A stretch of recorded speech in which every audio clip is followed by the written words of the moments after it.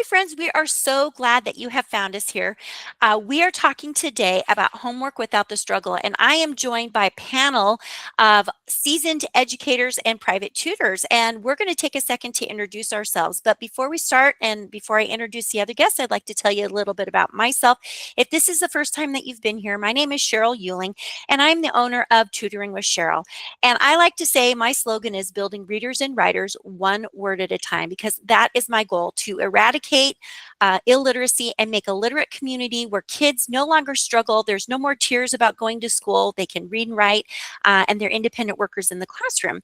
But I'm joined by two other great people that I've actually done recordings with right here on this channel.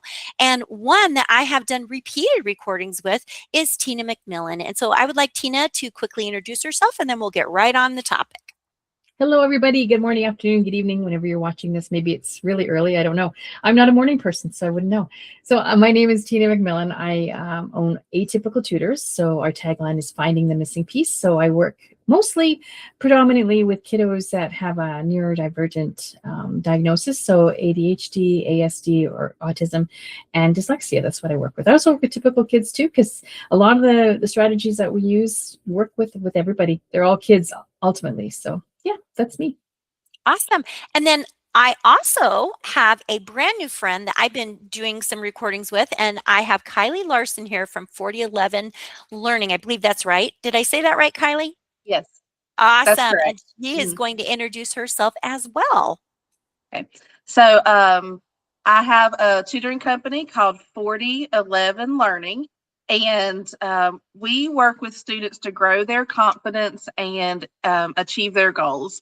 I have a partner who works with kindergarten through 8th graders with math, and I work with students on reading, writing, spelling, and then just general student success skills. Awesome. And so all of us have had some sort of an experience in a classroom setting, in a school, and then we've now pulled our practices out of the public schools or private schools, and we're all working as independent tutors. And one of the things that most parents come to me, at least me, with, is the struggle for homework, to get the homework completed. They're just so frustrated. They don't know where to start. It's typically linked to an underlying problem, but what we wanted to tackle today is, what can parents do at home to help with the homework struggle? And so the very first talking point is to create a predictable study routine. Would one of you like to start with that topic, creating a predictable study routine? What have you found works for the students that you work with? Go ahead.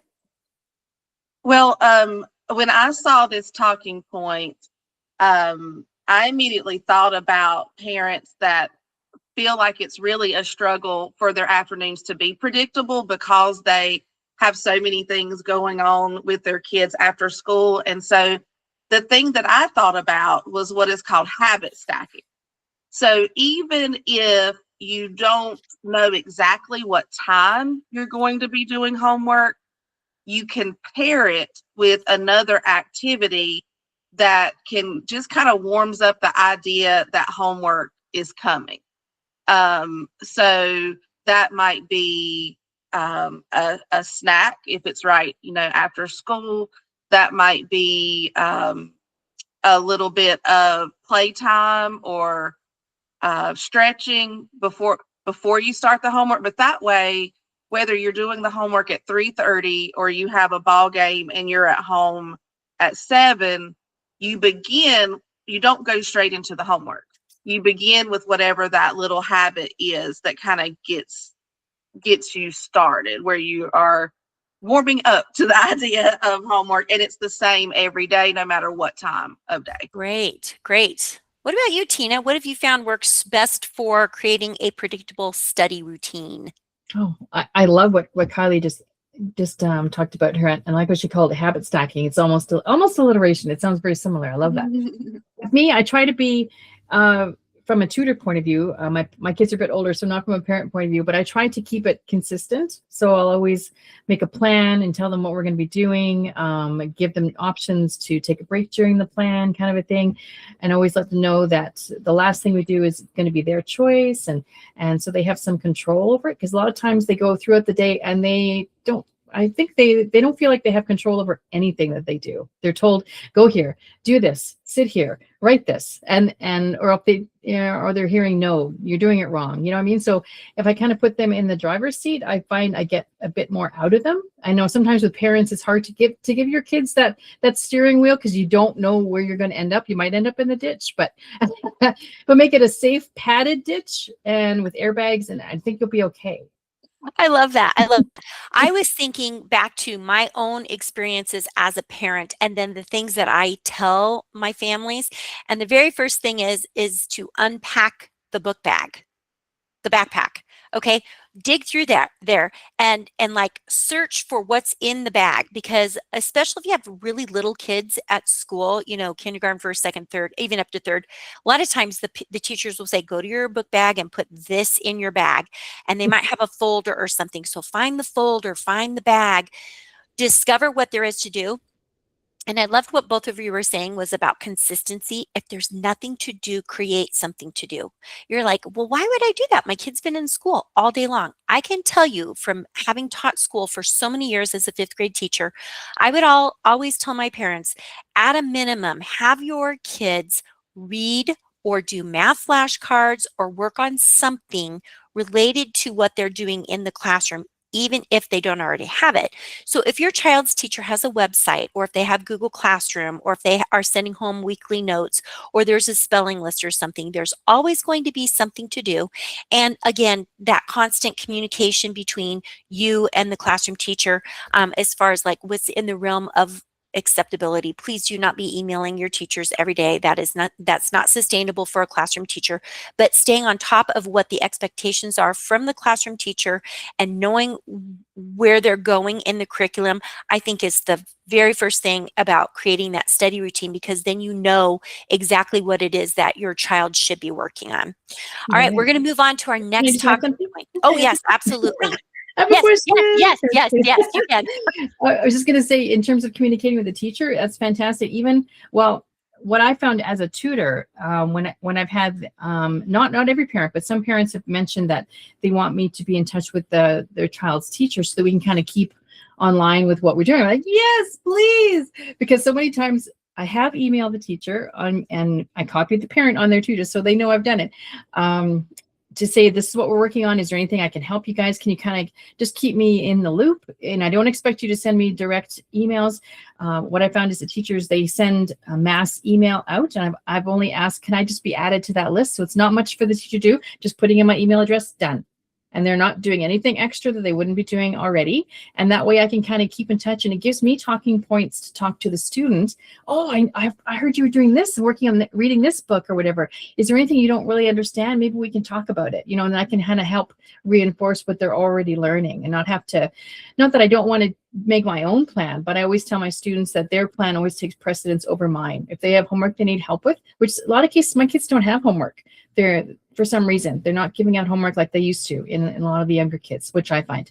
So I'll just say, if you have homework, then that takes precedence over anything that I might have brought in my plan. So it kind of helps them kind of maybe advocate for themselves too, you know, so they take more importance and have a bit more confidence in what they need to do and what they need to finish.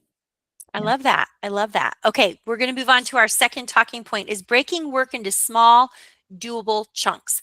So they might come home with that big backpack full of stuff, or maybe they've got a test to study for, or an essay that they're working on, or doing some research. We want to break those into small, doable chunks. Kylie, I'm going to start with you. When kids are faced with that, what's some advice that parents can take and try to apply to big projects or lengthy assignments? Well, so one thing you can do if you have a big project or an assignment that is going to span a certain length of time is kind of to backward plan that project. Like, what is your final result that you want? And then what do you have to get there? And then, you know, calendar that out so that, say it's, I just did a volcano project with a student of mine, a client of mine, and we looked at the rubric. Here's what we have, and then we divided that up into steps. So we needed labels for all of the parts of his volcano design. Then we needed supplies to make the volcano. He needed to have a written piece to the project. So we did all the labels at once. And that was all we did at that one sitting, was just the labels. We did the written piece. Then we did the physical making the model. And so when you have a long period of time, you can break that up into like smaller mini projects that get you to where you want to be. Great. And so, like, if a parent was going to do this at their house, could they use just like a physical planner or something to, like, I've got a weekly plan that, I have for this one's empty because we haven't had that date, but like going down and saying on Monday, we're going to do this, on Tuesday, we're going to do this, on Wednesday, we're going to do this. Or they could just use a plain piece of paper and write it out. Like, this is the due date. This is when we have to have these things done, or like even a checklist, something like that, really visual. We will be getting into visual supports in just a minute. So, okay, I love that. Tina, would you like to add? The only thing I would add to that, idea? the only thing I would add is even also using a whiteboard. I found families like that one family, she has 4 kids. So she's got 4 schedules to juggle. And what they did is they put up this huge whiteboard in their dining room. And they divvied out the chores that each kid is responsible for, and kind of everybody has their own schedule, so they kind of know where to find it. They can't say, well, why do I remember what I'm supposed to do? I don't know. You know what I mean? She's probably gone through that so many times that is like, well, now you know. And it saves her running after them, because she just has to point to the schedule, and it's like, well, you can read, you know what to do, so there's no excuses. And I think it's really helped them to kind of get some of that out of the way. Some of that friction has kind of been eliminated, and everybody knows what's expected, and they just do it. It's great. Right. I love that. I was also kind of thinking of like when you have multiple children at home and everybody's in a different grade, and okay, we've unpacked the bag, we know what there is to be done, and it's very overwhelming. And so we might say, okay, let's maybe prioritize what needs to be done. So if we know the due date, like what Kylie said, we can say the most important things have to go on the top of that pile, and then we're going to go down through the pile, and maybe we don't get it all done in that day. And also letting kids know that it is so important. When the kids come home and they say, oh, I've got this to do, they're either really alarmed by it and they want to take care of it right away and get it all done, or they're just going to avoid it, because if it's out of sight, it's out of mind. So there are those kids that are in between, but there's a lot of one way or the other. And so letting kids know that we're not going to get all this done at the same time. We're going to prioritize, and we're going to just do a little bit at a time until it's done. But tonight, this one has to get done because it's due tomorrow. Yes, Kylie? Yes, I just wanted to add one other thing, because you can do this with assignments that are not that large and not that big, especially if a child has a lot of anxiety or frustration with the subject. My son struggles with completing reading homework. He just has that anxiety with it. And so a lot of times I will say, well, let's just start with the first paragraph, or let's just read the questions now, and then we can do a few math problems, and then we'll come back and read the passage and answer the questions. And a lot of times once you just get started, you want to go ahead and finish and you're okay. It's just the idea of just, I'm only going to have a limited amount of time that I have to do. Same thing with math. You have 10 math problems. Well, let's just start with 2 and then see where we are. And just that idea of I can stop if I need to is helpful. Right. I would agree with that completely. And even like with a writing assignment, maybe we're just going to write for 10 minutes and then we'll take a little break and we'll come back and we'll add to it. If like on your rough draft, or if you've already written your rough draft, we're done with that for today. We know it's not due till Friday. We'll come back and we'll reread it the next day and we'll add or subtract to it. Yeah, it doesn't all have to be done at the same sitting. It doesn't, but it can be with breaks in between. Breaks, I think, are just crucial to that. Absolutely. I find myself needing that as well. The only thing I would add to that is just saying, if the parent can do something in that period of time as well, so if maybe something they have to do, and they've been maybe putting it off, said, look, I've got this project I have to work on for work. I'm going to do it for 10 minutes, just like you're doing yours for 10 minutes, and we'll see where we're at then. Because the parent can admit that they struggle with it too, that unfortunately it's not something that as soon as they graduate, all those problems are going to be gone. We're trying to train them or teach them so that they can solve these problems as an adult as well, because they're going to keep coming up. They're not just going to go away as soon as you graduate. Right, right. Okay, we're going to move on to the next item on our list, using visual supports. Okay, now when I was in the classroom, I would have different posters up for different things, and I would constantly be referring back to them. And since I'm an online tutor, I will do that online now. But one of the things that could be a visual support might be that checklist we were talking about. So, we the rubric that you guys referred to, Kylie said we went through the rubric and we checked it off.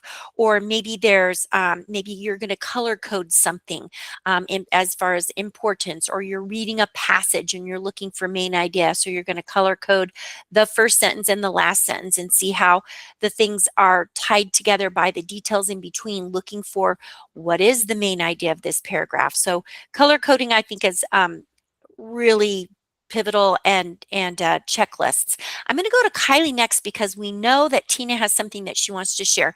So Kylie, what are some visual supports that you found that work really well when you're making suggestions to parents? Well, the first thing I always tell parents is, make it as easy as possible. If your child already comes home with a list of what they have to do for homework, then there's your checklist. How many of us as adults don't love to check something off our list, or write it down after we finished it just so we can check it off? So just letting the child go and check it off on the list can, help be a motivator. So make it easy. If your teacher's already provided something, then, just to go ahead and use that. If not, there's different things that work for different families. I know some families have like the skylight planners, the digital planners, that they can make little lists on, but you can do it on a whiteboard or just a sheet of paper. But yeah, I think it is nice for kids to have that moment where they get to acknowledge their accomplishment throughout. Okay. And then Tina, before we started the recording, you were talking about visuals and some things that you actually use in your teaching with students, and you wanted an opportunity to share that. So if you want to talk about that or something else, this is your time. Yeah, sorry, losing my voice all of a sudden. Of course, right when we Of ask. course. The stress. I'm so nervous. Anyway, yeah, what I've been doing what I find this activity, it's visually based, but it covers a lot of bases, as you'll see. And I've used it from kiddos from grade 2 all the way to grade 12, because they all can have a different spin on it, and it'll make more sense. As long as I can share this properly, I will figure this out. Can we just click on it here and we share? Let me get this. We click on the right thing. Hopefully everybody can see it. You got it. It's kind of a weird title. It's called juxtaprose writing. So juxtaposition, which is the word that it's kind of playing off of, is the idea of two things that don't go together, but they're put together. So they're kind of funny in some ways. So what I do, I'll just quickly show you some weird pictures. Like this is a student who was grade 3. She wrote a spa cat, and we spun a wheel to see how many words the story had to be. Can't be any less, can't be any more. So that helps them kind of be more concise. And it helps them with just their writing and being creative and answering the 5W questions. I'll just show you here. We start off with, no one has written about this one yet. It's a bear that's either a penguin or a penguin that's a bear. I don't know yet. And I start off with who, what, where, when, why. And for the students that maybe aren't too sure what to write, if it's too intimidating, well, we just answer these questions first, and then you can expand on those and get to your word count. It's just kind of fun. So right. So you're giving them a system or a way to think about writing. And so this is a visual support by, like, basically here's the expectation, and then here's a picture. You're providing the system for them to expand their writing. Exactly. And they're funny pictures. So they do, instill or inspire some sort of emotion, whether it's repulsion or whether it's something like this one's pretty funny. It's a cat that's clearly in distress for having a bath, I guess. So some of them are like, what am I seeing here? And another one, Everyone can relate to this one. Don't fall asleep. Exactly. Yeah. You have that creative toddler at home. You could wake up to a Yeah. surprise. So if parents want to find this material, where can they find it in the future? I don't think you've got it published yet. Not yet. I'm planning on just putting up a little note, like a sheet that they can kind of follow along. You pick whatever pictures you want. I just found them online, typed in funny animal pictures for kids, or you can say there's actually a lot of sites that have funny writing prompts for kids, a lot of websites where they have their own images too. And I just copy and paste it. So I don't think I'm breaking any laws. I'm not selling it. I'm just offering this as a writing solution. So I will put it as a free Free resource on your yeah, website? resource. There we go. Could not think of the word. Okay, and we'll have your Yeah, website listed in the details of this. Okay, perfect. awesome. Thanks for sharing. So our next talking point is setting timers for focus and movement breaks. Honestly, if my kids are wiggly before we even start, I have them do something before they sit down. Okay, get your wiggles out. All right, wiggle, wiggle, wiggle. All right, let's sit down, let's focus.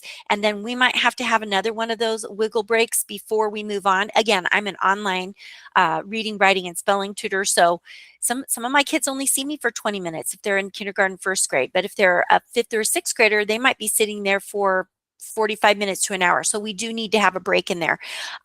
So how are you guys both working in some built-in brain breaks or body breaks, or offering suggestions to parents when their kids sit down to do their homework? How about you, Kylie?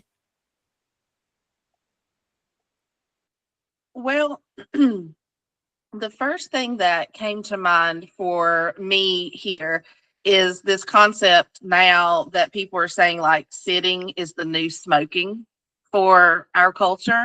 It's so bad for us.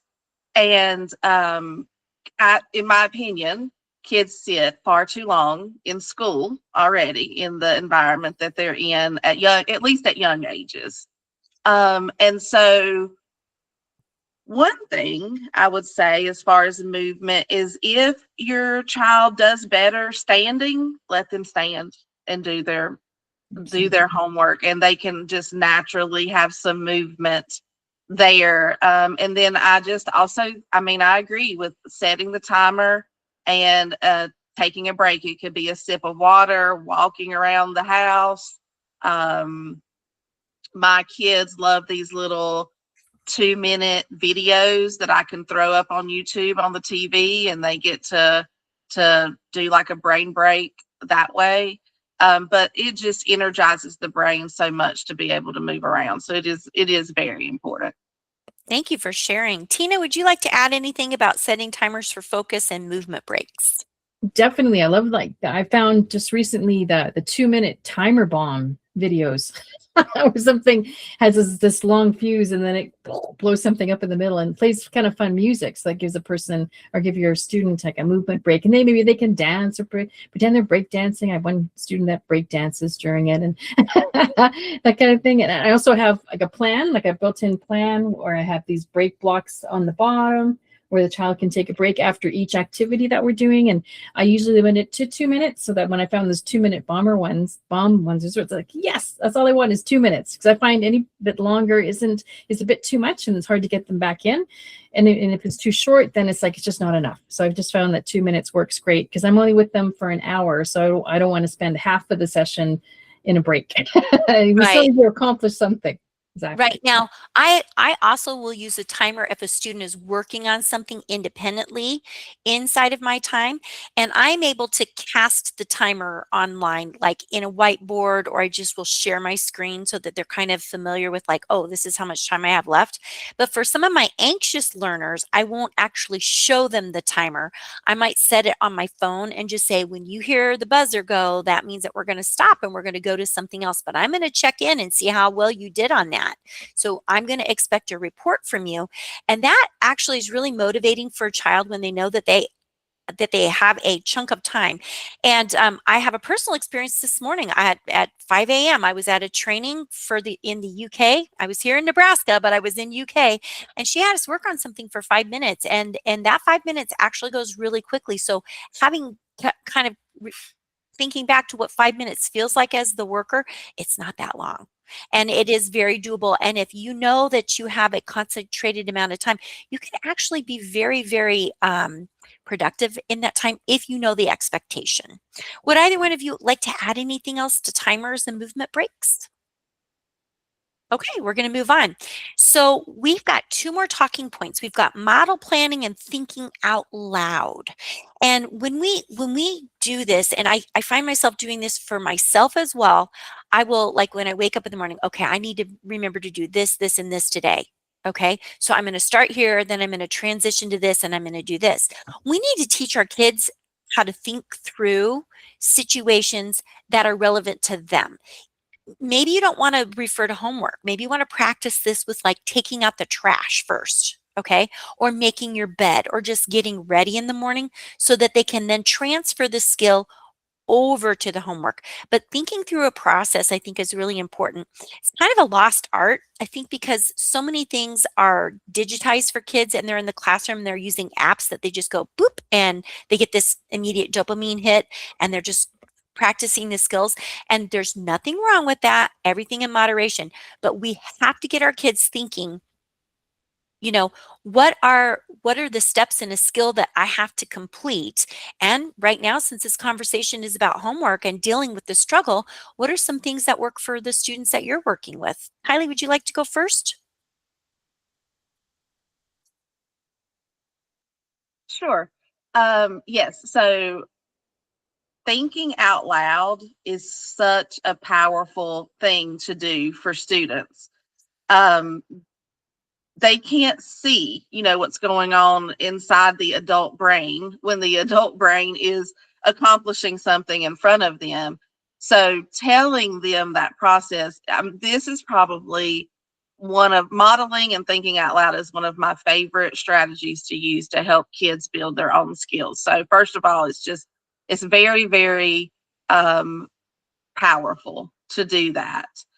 And I would say that I did this with a student recently. He's in sixth grade, and his grades were very low. He's actually only been in the country for 2 years, and he's at a charter school. And not to get into that whole debate, but he just needed some supports. And so we talked through how to prioritize what he was going to do each day, because he was far too overwhelmed to do it all. He just couldn't do it all. And so we looked at, okay, what's being graded? That's going to be a factor in how we prioritize. What are your grades that are lowest and we need to bring up the most? That's going to be a priority. And so just kind of talking through that process with him. Now, next time, he might be able to think along those same lines instead of just having a linear list in his mind and doing the first three things, but they're not the first three things that matter the most. That is great. That was a perfect example of thinking out loud, that strategy. How about you, Tina? When you talk about modeling, planning, and thinking out loud and helping kids prioritize what they need to get done, I know for your lesson plan, you definitely do that. You've got that little lesson plan that they can see, Tina, when you show up at their house. Do they use that for, like, their homework, or do you have any other suggestions for them, like, to kind of help get through that thinking out loud and planning?